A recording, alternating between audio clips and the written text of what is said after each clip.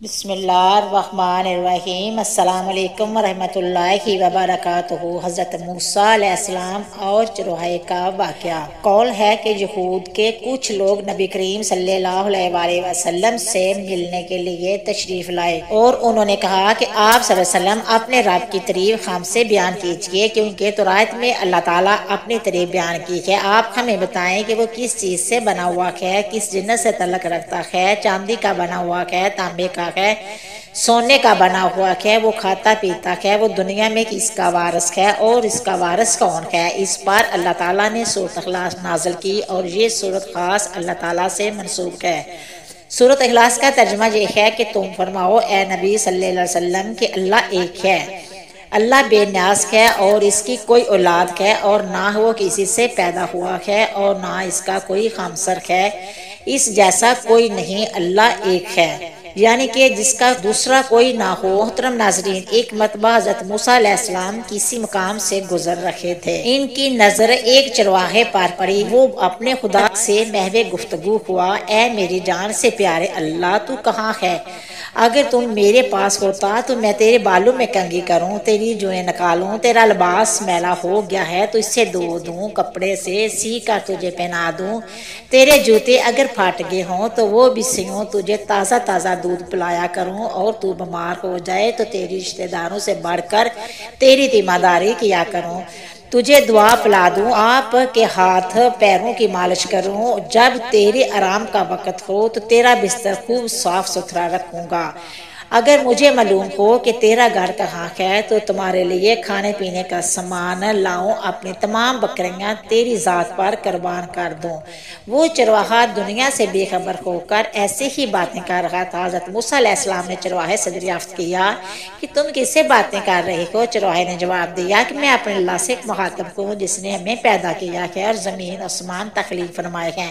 حضرت موسیٰ علیہ السلام نے غضبناک ہو کر کہا کہ اے بدبخت، تم بےہودہ بکواس سے تو کہیں کا نہ رکھا، بھی جائے مومن ہونے کے کافر ہو گیا۔ اب خبردار، آئندہ ایسی یعنی کہ اور فضول بکواس زبان سے نکالو اور اپنے حلق میں روئی ٹھونس لے۔ موسیٰ علیہ السلام نے فرمایا تم کفر بک رہے ہو، اپنا منہ باندھ رکھو، تم شرک بک رہے ہو، تیرے کفر کی بدبو ساری دنیا میں پھیل گئی۔ تمہیں نہیں معلوم کہ اللہ تعالیٰ شہنشاہوں کا شہنشاہ ہے، وہ ایسی خدمت سے بے نیاز ہے، بیمار نہیں پڑتا اور تیری تیمارداری کی ضرورت نہیں اور اس کا کوئی رشتہ دار نہیں، جوتے وہ پہنتا ہے جو پاؤں کا محتاج ہو۔ اللہ تعالیٰ ان باتوں سے بری ہے، توبہ کرو اور ڈرو۔ حضرت موسیٰ علیہ السلام کے غض و غضب سے بھرے ہوئے یہ الفاظ سن کر چرواہے کے اوساط خطا ہو گئے اور خوف سے تھر تھر کانپنے لگا، چہرہ زرد پڑ گیا اور بولا، اے خدا کے جلیل قدر نبی، تو نے ایسی بات کہی کہ میرا منہ ہمیشہ کے لیے بند ہو گیا، مارے ندامت کے میری جان ہلاکت میں پڑ گئی۔ اس نے اپنے کپڑے پھاڑے اور جنگل کی جانب بھاگ نکلا۔ اللہ تعالیٰ نے حضرت موسیٰ علیہ السلام پر وحی نازل فرمائی اور شکوہ کیا کہ تم نے میرے بندے کو ہم سے جدا کر دیا ہے، تجھے دنیا میں اس لیے بھیجا گیا تھا کہ تم ہمارے بندوں کو ہمارے ساتھ ملا، لیکن تم نے ہمارے بندے کو ہم سے جدا کرنے کا وتیرہ بنا لیا ہے۔ ہم نے اپنی مخلوق میں سے ہر شخص کی فطرت الگ الگ بنائی ہے اور ہر فرد کو دوسرے سے الگ عقل بخشی ہے۔ جو بات ایک کے حق میں اچھی ہو وہ دوسرے کے لیے بری ہے، اور جو ایک کے حق میں تریاق کا حکم رکھتی ہے وہی دوسرے کے لیے ظاہر کا حکم رکھتی ہے۔